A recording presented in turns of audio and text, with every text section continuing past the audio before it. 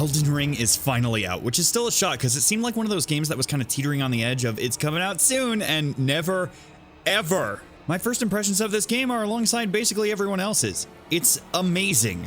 I've always been a huge fan of the Soul series. One of my first major animations was Dark Souls General. Bloodborne has always been my favorite because I love the mechanics and style of the game, but Elden Ring is kinda creeping up on that spot. So without spoils, essentially stuff happens, you need to get big stuffs from the big mean, and you need to follow the Yellow Dust Road to do so. You wake up in a cave after getting bodied with the option to do a quick tutorial if you want, and then akin to real life, a man mocks you for being single. After that, the world is yours. If you see something cool in the distance, you can probably go check it out and get bodied. Maybe you'll come across a cool cave and get bodied, or sneak through an enemy camp until you trip over something and, well, you know. A lot of open worlds have these big old maps with nothing in them, but so far Ringing Elders has done a nice job of making the map feel busy. The environments are gorgeous and there's always either enemies about, wildlife, or places of interest. You can be walking along and then bam, boss fight, or find a portal to Fight Club and get completely destroyed by something much stronger than you. Yes, this game is hard.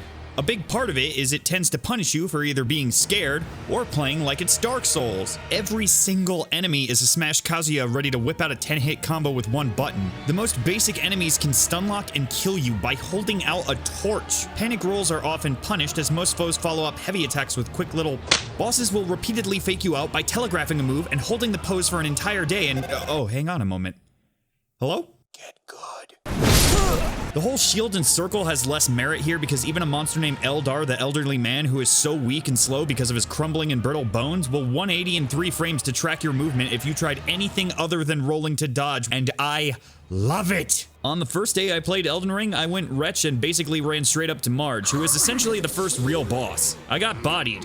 Again, and again, and again, and again, and again, and so much I basically spent 3 hours on that chump. Chat was furious, telling me that I should leave and level up, like I wasn't aware that leveling raises stats. I've watched the JRPG showcases in Nintendo Directs. It was a matter of pride. It was slow, but I was learning. Eventually I managed to take him down at soul level 10, and since then I've been getting better and better at bosses. This game feels rewarding to play. Sure, there are some silly fights and mean mechanics in areas, but overcoming them just feels good. The game's only as hard as you let it be. If you're having trouble, you can use ashes to summon enemy help, signs to summon player help, or just grind it out and level up your stats. The worst part of the game is probably the community. No matter what you choose, someone will question it. Going intelligence build? Casual. Used an ash? Crutch? Summon someone? Well, why don't you just refund the game? Because unless you're going completely naked and only using your fists, you haven't actually beaten any boss. And then you can insert a game journalist or bad joke number 58 here.